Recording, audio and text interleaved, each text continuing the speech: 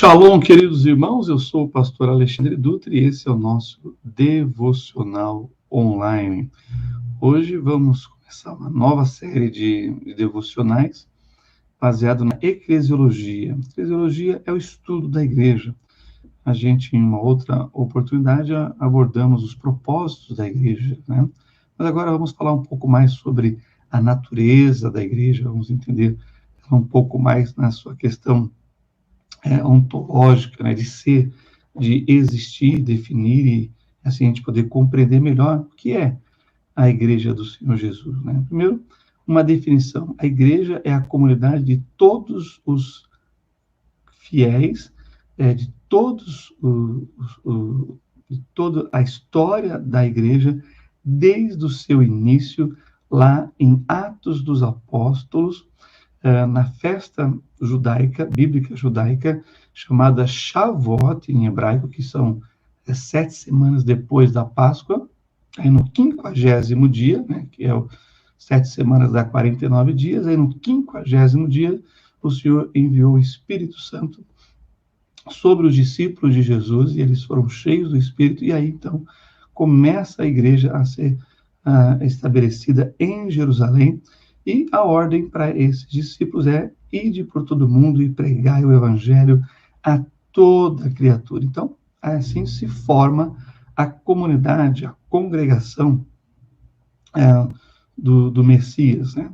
Que também tem vários nomes, e nós vamos analisar aí várias metáforas sobre a igreja, como a noiva e o corpo de Cristo, como um edifício, e assim por diante, né? Então, é sobre isso que nós vamos falar nessa próxima série de devocionais. Vamos ter a nossa devoção nas Sagradas Escrituras, entendendo um pouco mais da forma, da essência da Igreja do Senhor Jesus, que está aí há quase 2000 anos e tem aí nos seus propósitos ser luz, ser sal, glorificar, adorar, servir ao Senhor, ser uma comunidade que serve ao Senhor, levando uma palavra de fé, de amor, de esperança, de perdão de pecados, de arrependimentos, de salvação, de libertação e transformação, que só existe através do poder da palavra de Deus, do Evangelho,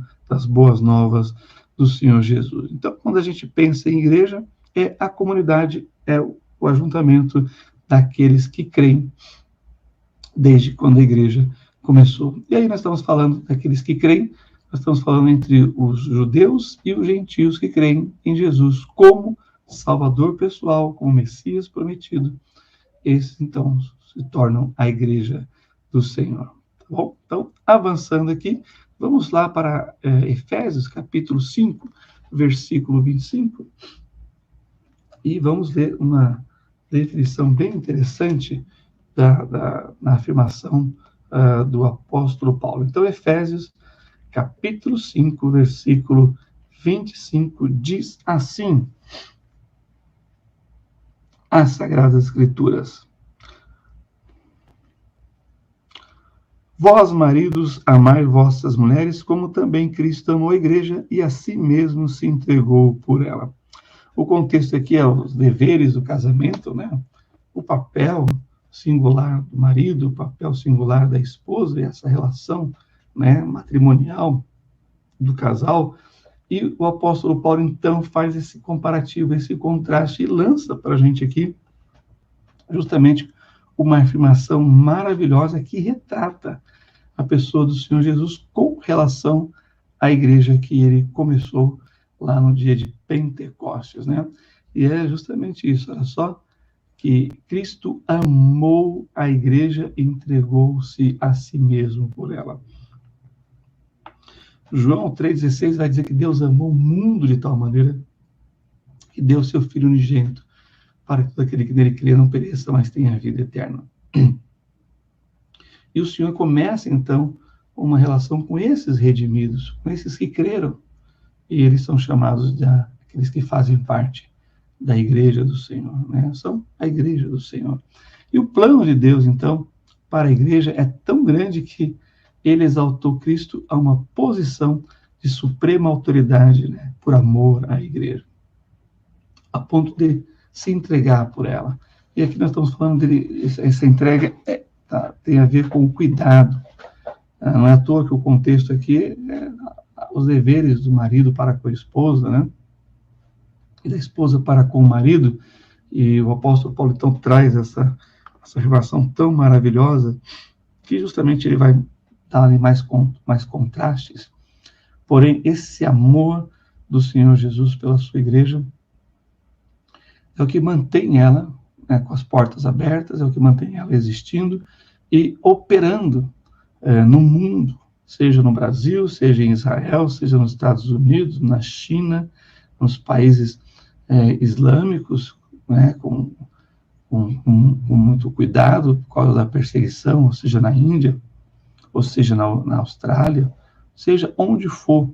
Né, conheço pastores que já estiveram em reunião eclesiásticas com pessoas crentes que vieram do Nepal, né, do Butão, só para a gente ter uma ideia, né, de como a igreja do Senhor Jesus se espalhou pelo mundo como luz e sal para realizar os propósitos do nosso Senhor e Salvador. Mas também essa exaltação, né, de Cristo a uma posição suprema de autoridade por amor à igreja, nós encontramos aqui mesmo também em Efésios, capítulo 1. Então, quando a gente pensa da natureza da igreja, nós pensamos na manifestação do amor do Senhor Jesus e o seu cuidado para que eu e você, aqueles que creem, possam viver os propósitos eternos de Deus para a sua igreja. Mas Efésios 1, versículos 22 e 23 diz: E sujeitou todas as coisas a seus pés, e sobre todas as coisas o constituiu como cabeça da igreja, que é o seu corpo, a plenitude daquele que cumpre tudo em todos. Então, aqui nós temos o propósito de Deus para com o Filho em relação à obra redentora, bem como iniciar a igreja como mais uma instituição que Deus começa, assim como o Senhor instituiu a família lá no Gênesis, assim como o Senhor instituiu o governo humano, a responsabilidade do homem para com o homem em viver em sociedade, assim como Deus instituiu a nação de Israel de forma milagrosa, ele também instituiu a igreja de forma muito especial. E ele, então, a si próprio, né, é colocado, o filho é colocado pelo pai como cabeça da igreja. Olha só que interessante que é isso aqui. A ideia de cabeça da igreja é aquele que tem autoridade sobre ela. Então, qualquer congregação dos fiéis, daqueles que creem em Jesus, deve ter esse objetivo. Então, o amor do Senhor Jesus é a base da natureza da igreja e a sua autoridade sobre a igreja. Então, a palavra de Deus, as palavras de Jesus é que deve ter a primazia na igreja. Devemos viver por aquilo que o Senhor ensinou através dos seus apóstolos, aquilo que a igreja é e deve ser, na essência e na forma. A cabeça da igreja deve ser, então, o Senhor Jesus, aquele que vai liderar. Portanto, aqueles que estão ali servindo para a edificação da igreja têm que ter a mentalidade de Cristo. O povo tem que ter a mente de Cristo no seu dia a dia, na sua vida e também na congregação, na igreja. Esse é o grande desafio que nós temos aqui para vivermos a essência da igreja. Mas é interessante, e aqui a título de ilustração, que no Tanar, o termo hebraico para congregação ou assembleia é kahal. E olha que interessante que lá no Salmo 22, aparece, né, esse termo, e eu quero ler com vocês. Vamos lá para o Salmo 22, versículo 22, e vamos ver o que diz aqui, olha só. Então, declararei o teu nome aos meus irmãos, louvar-te-ei no meio da congregação. Então, a palavra eclésia, do grego, ela tem o seu similar, o seu equivalente em kahal. É por isso que as igrejas em Israel são chamadas de Kehillah, né?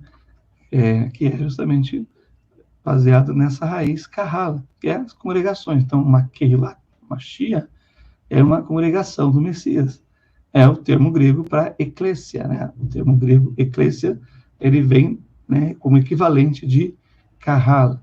Agora, eclésia, quer dizer, aqueles que estão tirados de fora do mundo para dentro dos propósitos divinos de Deus, espirituais, do seu Senhor e Salvador, tá bom? Então, tanto no Antigo Testamento a gente tem uma citação sobre congregação, que é um ajuntamento de pessoas com o mesmo propósito e objetivo, e que se reúnem em assembleia.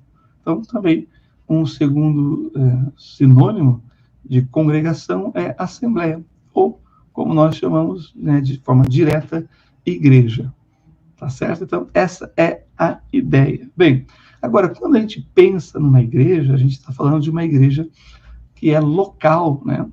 Ela tem endereço, ela tem o lugar onde ela se reúne, onde ela se ajunta em assembleia, onde eles declaram o nome, né, de Deus no meio da congregação, como acabamos de ler no Salmo 22. Então, no Novo Testamento, a palavra igreja pode ser aplicada a um grupo, né, de fiéis, de crentes, cristãos, ou na época em Jerusalém, quando começou, de crentes messiânicos, né, de judeus messiânicos. Judeus messiânicos são judeus cristãos, né, mas messiânico é o termo em hebraico, cristão é o termo grego para a mesma coisa, né?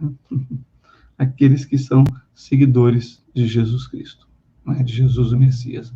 Bom, então, a palavra igreja pode ser aplicada a um grupo de cristãos de qualquer tamanho, desde um pequeno grupo que se reúne sempre em uma residência, né? É assim que começou a igreja, na casa, lembra, lá no cenáculo, num cômodo, lá estavam os discípulos, né?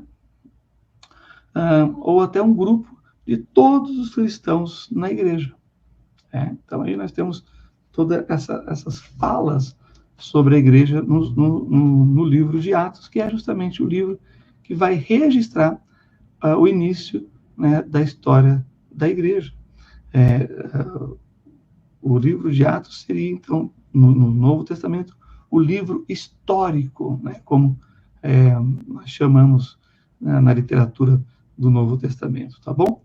Então, olha só, a igreja de determinada região é chamada igreja também. Então, agora vamos ver isso justamente no livro de Atos. Vamos lá, Atos capítulo 9, versículos 31. Versículo 31. Então, nós estamos vendo aqui a natureza, né? Vendo a definição, primeiro, o que é a igreja, e agora a história do seu começo, onde estavam as igrejas, né? Onde começou as igrejas, como elas começaram, como é que isso se deu.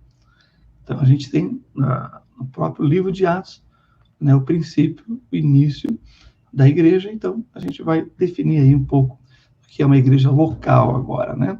Olha só, Atos 9:31 diz assim: assim, pois, as igrejas em toda a Judéia e Galiléia e Samaria tinham paz e eram edificadas e se multiplicavam, andando no temor do Senhor e consolação do Espírito Santo.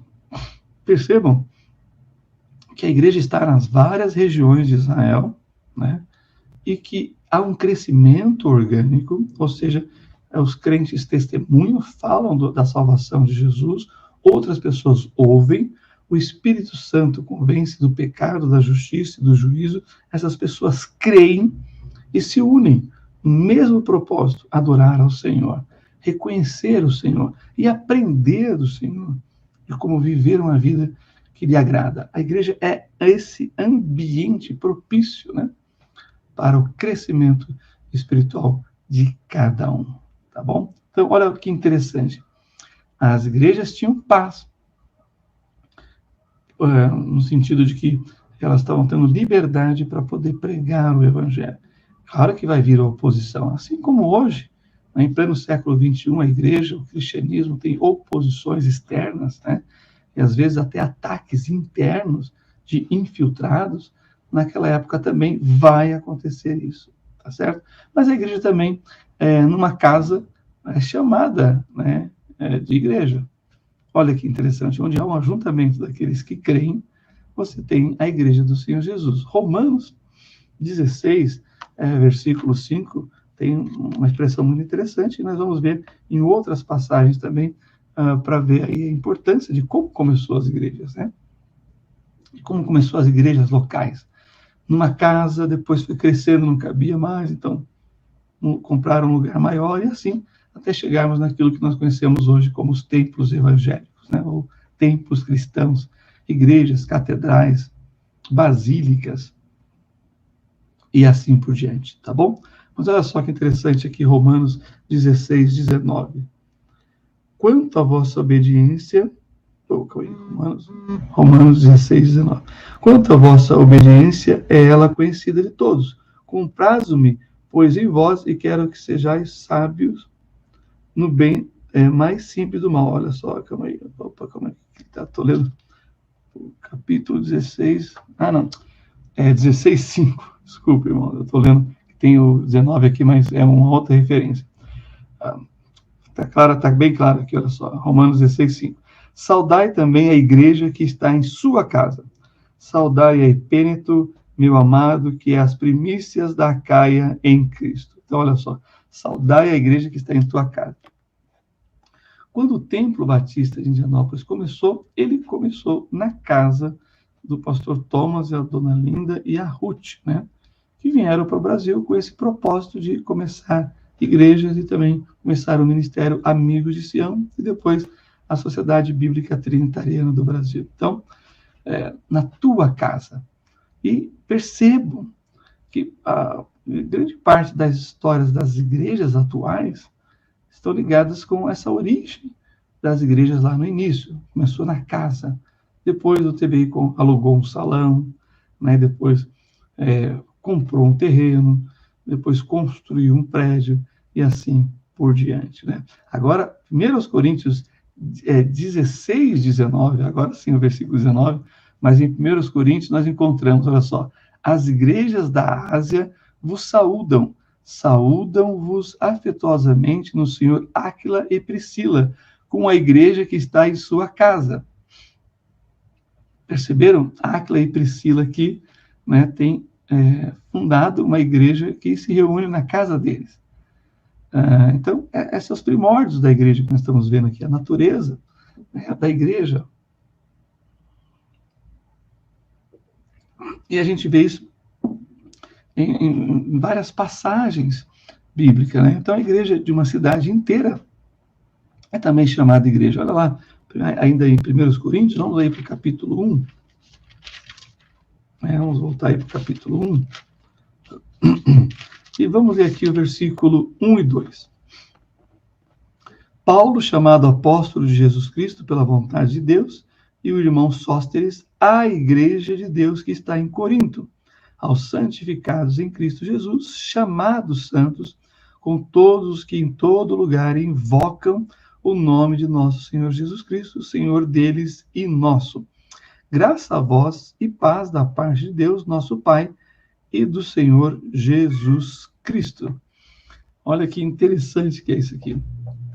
Nós vimos as igrejas nas regiões, né, da Judéia, da Galileia, da Samaria, lá em Israel.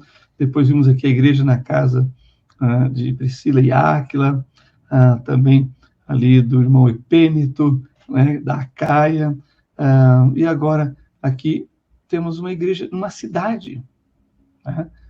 Talvez se fosse ali, né, um pastor batista, colocaria a primeira igreja batista de Corinto, né?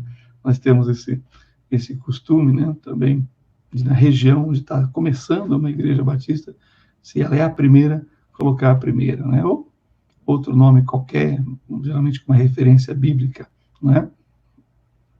Então, a igreja que está em Corinto, então, é uma igreja de uma cidade, que está numa cidade, e que tem crescido, né, através da propagação do Evangelho, né? E aí, lá em 1 Tessalonicenses, também a gente vê isso, né? Já em uma outra cidade, menor que a cidade de Corinto, mas você já tem aí uma cidade também lá em Tessalônica, uma igreja na cidade de Tessalônica, só para a gente ilustrar.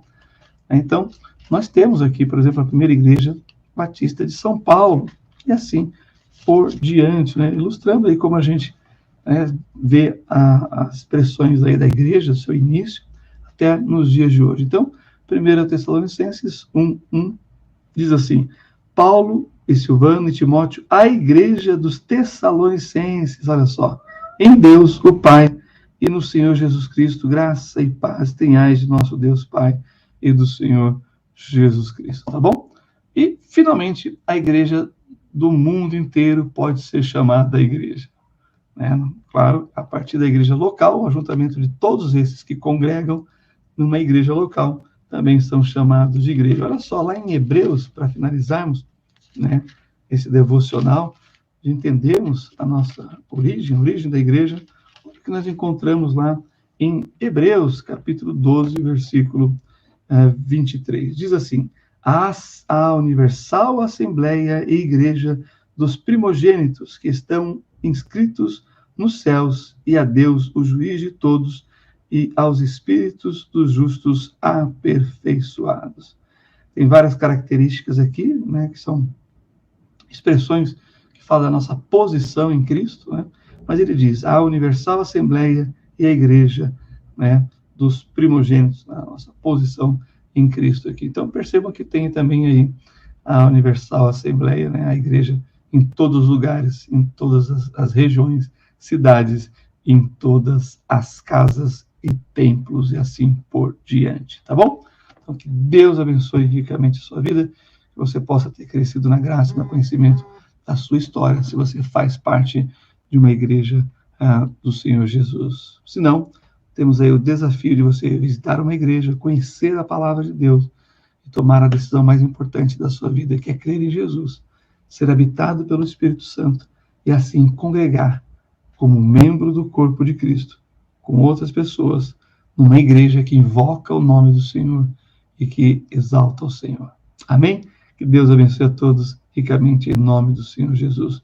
Não deixe de dar o seu like, compartilhar esse devocional e se você ainda não é inscrito, se inscreva no nosso canal do Templo Batista de Indianópolis.